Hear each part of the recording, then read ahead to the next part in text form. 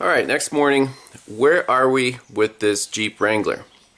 So the only physical explanation for this problem where the cam signals are shifted but the cams are perfectly in time mechanically are shifted reluctor wheels.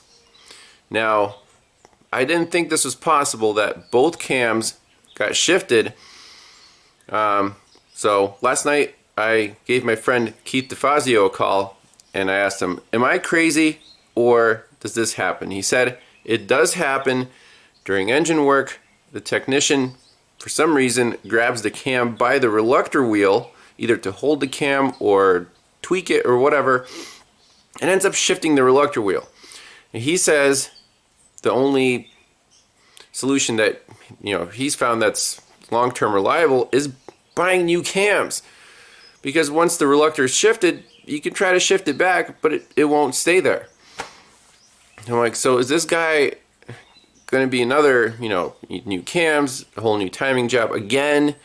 More than $1,000, easy. He already spent $3,500 at the shop, which basically butchered his camshafts. Unfortunate. So is there any other way we can get this Jeep back on the road, no parts required? So I had two kind of thoughts. Option one, this cam sensor, it sits between the cams, and if we install it but not all the way down, if we lift it up a little bit, it would actually advance. So this is the intake cam that's about 10 degrees retarded. If we lift up the sensor, it'll in effect advance the intake signal and retard the exhaust signal. That's what we want. So right now this reluctor on the exhaust is advanced by 13 degrees crank, and this one is retarded by 10 degrees crank. So lifting up the sensor to shift those signals back is one solution. It's kind of, I don't like it because then the sensor isn't sitting all the way down. You could have oil leaks. It might wobble. The other option is, can we rotate the reluctors, shift them back to approximately the right place, and tack weld them into place onto the camshaft? I don't know, but we have to try one of those two, because these camshafts are basically junk if we don't try those two solutions.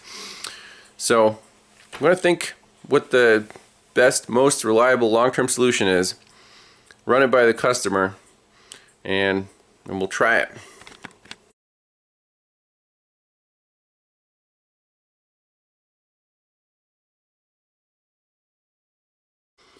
So looking at our waveforms one more time. So bank 1, this is our kind of known good reference line. You see the exhaust is advanced by about 15 degrees on the crank. So we have to shift the reluctor, retard it by 7 degrees on the cam. It's half the degrees of the crank.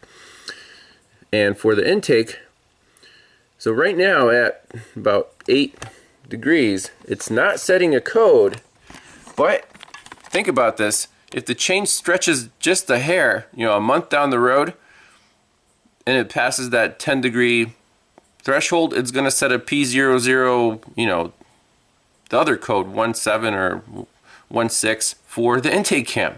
So we have to shift both of these reluctors back to approximately the 0 mark. There's no way around it. So we'll see how it goes. I'll do careful marks on the cam. Try to shift the reluctors. I don't even know if I can grab them and do it by hand.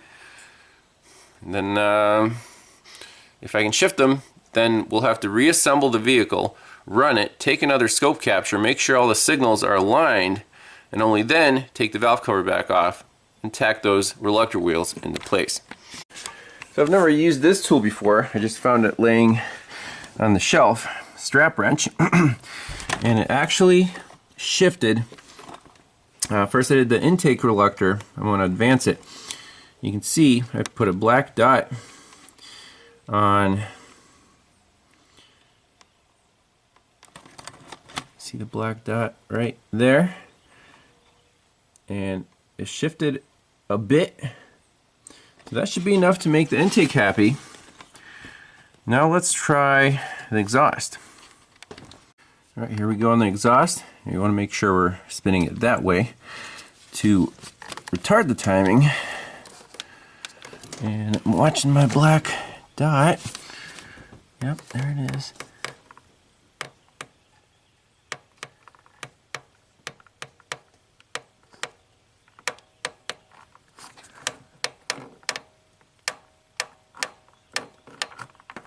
Nope, didn't shift yet. Let's reposition here.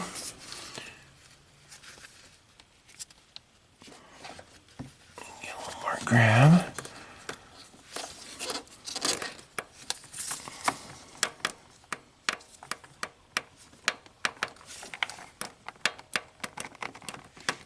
Yes. Okay, I saw that shifted. As far as I want to go.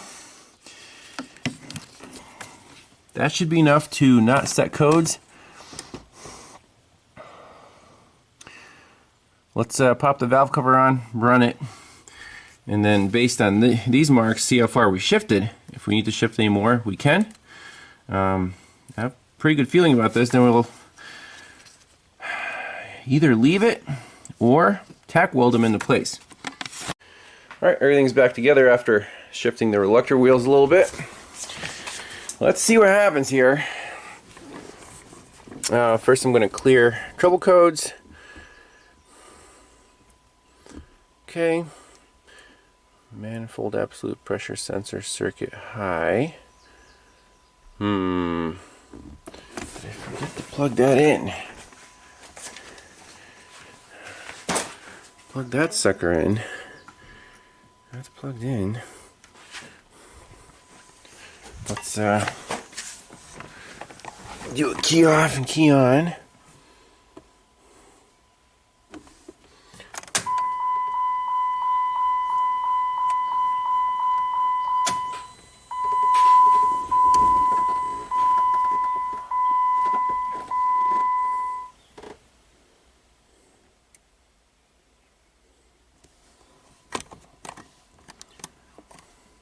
And I unplugged all of the oil control valves, so if this thing is happy with the timing, it'll start phasing the cams right away, and I don't want that to happen. I want base timing for, you know, our oscilloscope capture. So just unplug the oil control solenoids and live data. We'll pick our exhaust and intake. So crank difference, actual position, cam 2, actual position, and then same for the intake cam 1 and 2. Okay, so let's graph that. So remember the value from last time. And we'll run our scope. Let's crank it up. Oh, I still had the bar on the crank pulley. All right, no damage done.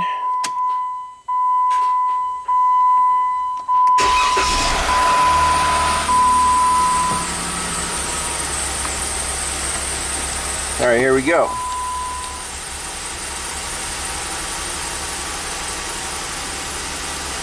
So exhaust cam 2 went from 13 degrees to -5.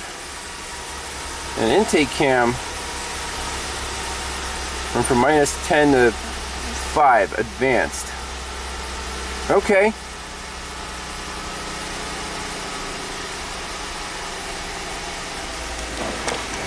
Let's stop the scope capture. So I'll take a picture of that.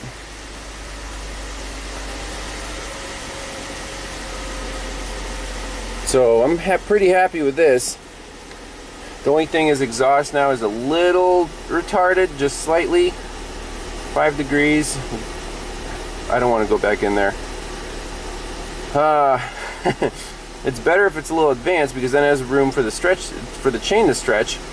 like exhaust cam 1 is -2 or -3. This is -5, -6. But it's happy. I'm sure it won't set any codes. Let's take a look at the scope data.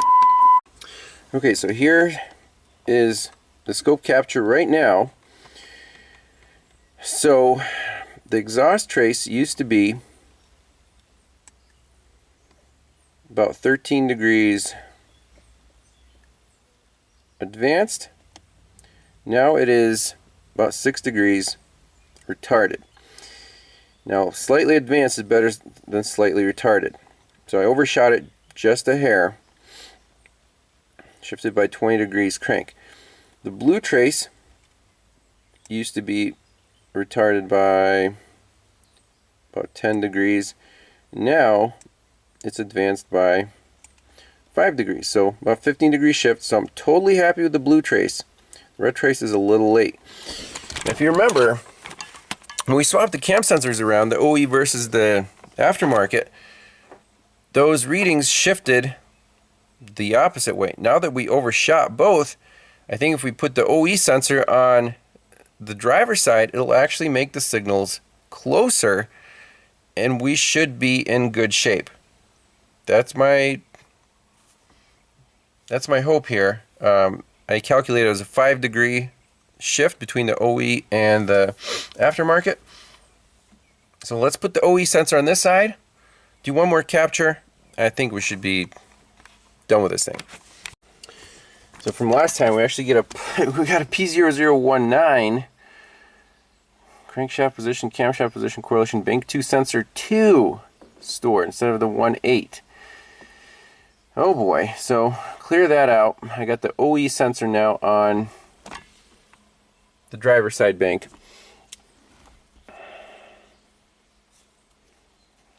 Data stream. Let me pick those data PIDs, we'll fire up the scope. Alright, here we go.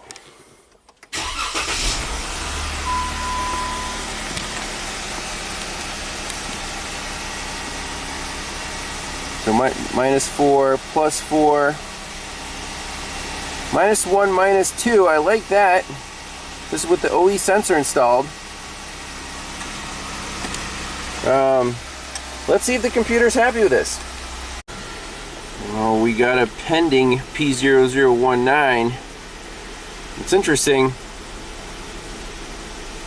Oh, but our readings look so good. Alright, I reconnected everything. Cleared all the DTCs.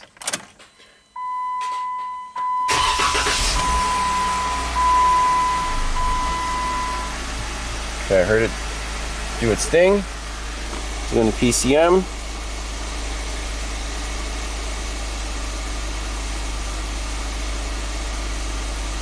Damn it! P0019 instant. And if we read data stream, I'm sure it's not going to be happy. Let's look at the duty cycle.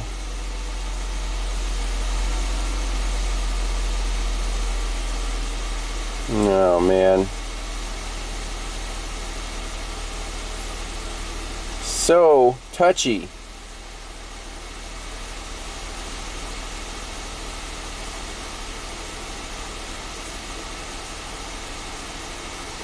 One, two, three, 1, 2, 3. So 12 data PIDs, 0% duty cycle. So it doesn't like that cam 2 is advanced by about 5 degrees.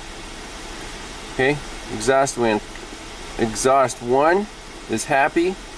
Exhaust 2 is happy, -1, -1. Intake 1 is happy, about -3 to -4. It does not like intake cam 2 advanced. So we have to tweak that one back just a hair to make this thing happy. Gotta take the intake off again. But you can see it is possible to fix these things without replacing the camshafts. Now, will it last? I'll give the owner a 1-year guarantee. It's not like the reluctors are loose on there, but you just have to be careful changing camshafts, I guess.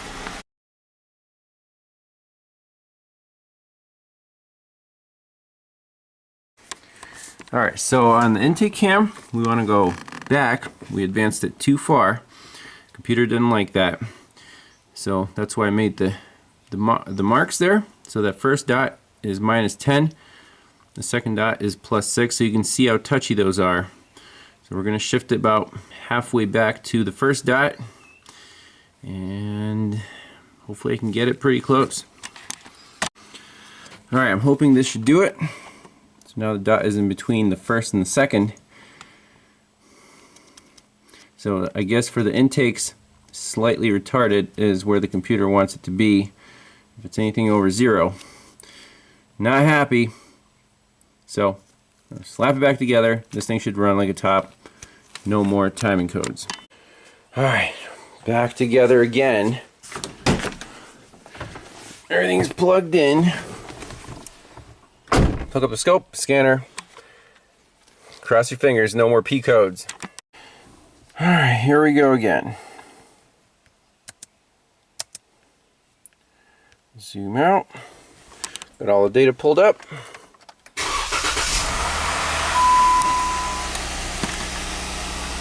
Oh, I think we're in business. Look at that. -3, intake 1 and intake 2. -1 on the 2 exhausts. I did unplug one of the actuators to disable the VVT. So we're going to take a picture of this. And stop the recording.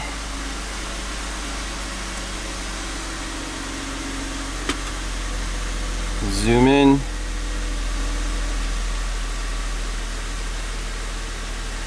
Right there, these pulses are lining up so nice. So nice. I think we should be in good shape. Let me plug in the actuator. Just want to make sure that, yep, we just have the actuator open code.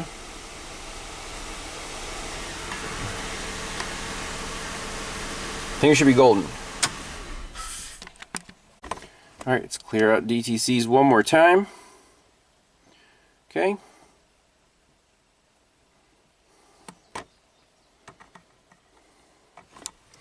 Key off. Starter scope. Key on.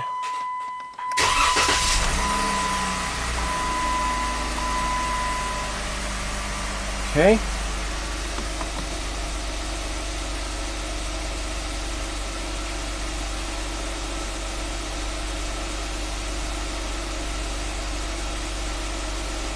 No DTCs yet.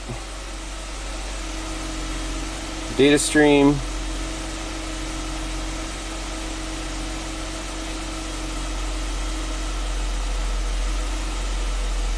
And we'll do duty cycle for the exhausts.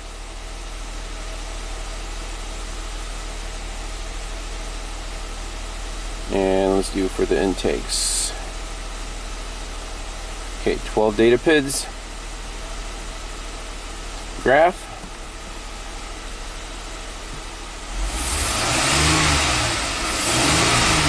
Look, we're phasing. Uh-oh, exhaust cam 2 difference.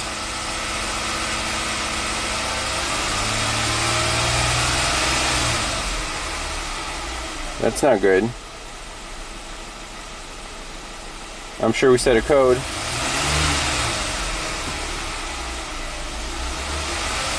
Exhaust cam 1 crank difference. Oh, okay, so that's probably good.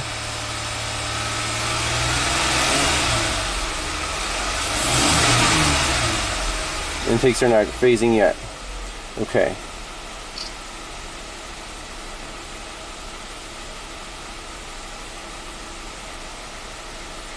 Woohoo! No DTCs! Alright, let me finish bundling this thing back together. We'll take it for a spin. If it passes the test drive, we'll drive it hard. We'll ship it back to the owner. Alright, let's take the Wrangler for a spin. I'm out at the main road. No check engine lights yet. So right now, when everything's at 0 duty cycle, we're right around 1 degree off, so that's perfect. Let's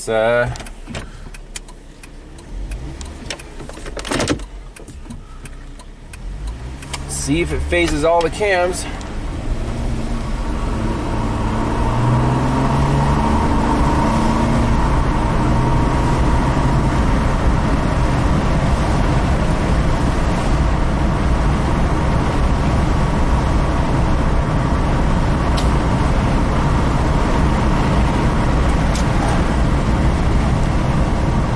Drives real nice. You can see when the duty cycle goes up, the cam's phase just fine.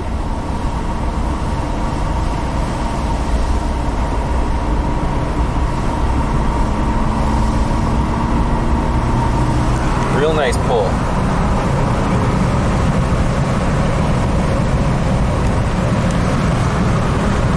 So I'm going to take it around the block. What do you guys think of that Russian hack? No parts required to get rid of timing codes. I just hope those reluctors don't shift on their own. I mean, they were kind of tough to shift with the strap wrench. And you know, my friend Keith, he said people have tried to shift them back, but it depends how you do it. If you do it with a hammer and a chisel, it might deform the ring and then it won't stay.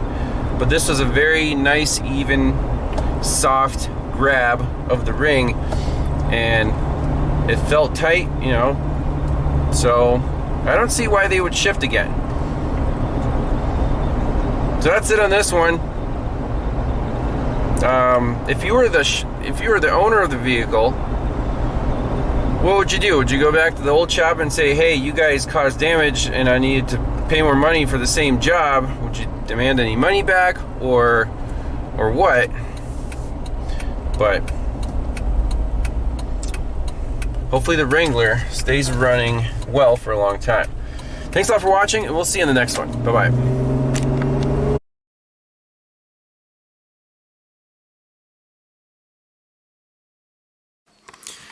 A little bonus footage on the Jeep Wrangler. So I took it on another test drive, actually cruised for, I don't know, 20 miles, just to make sure everything's spot on. This is an out-of-state vehicle.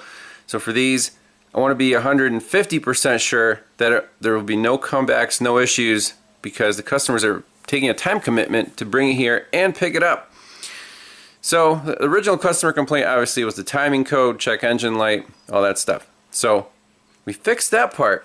But remember, in the original health report, we had another code, this P0430, catalyst efficiency, bank 2. So on the test drive, on live data, I was noticing that on bank 2, the downstream O2 was a little more active than on bank 1. And during this extended test drive, guess what? That 430 code is now pending. So the check engine light will come back on. So as the customer, do you also want me to take care of this? It's a separate issue. Diagnose, diagnosis and repair. Let's take a look at the live data. I saved a screenshot and we'll see what to do about it. So here's the live data. I'm just graphing the two downstream oxygen sensors. So bank 1 sensor 2, nice and even, hanging around, out around 0.7 volts. Bank 2, look at that activity. That catalyst is definitely losing efficiency, and here it is pending P0430, just like I suspected. So no way around it. This thing needs a new cat on bank 2. We'll see if the customer wants to go ahead and do that, and we'll be back. Alright, brand new cat is installed on bank 2. Oxygen sensors pulled up.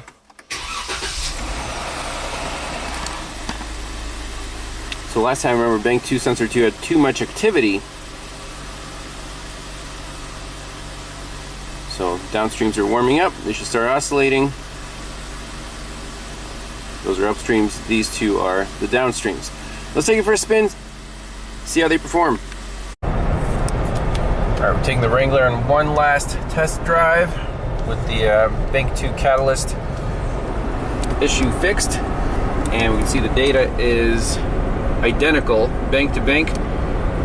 While cruising, we want to see the downstreams hanging around 0.7 volts, and that's exactly what they're doing. So P0430 should not come back. So, give the customer a call, tell him to pick up his Jeep, and that's it. Thanks a lot for watching. We'll see you in the next one. Bye-bye.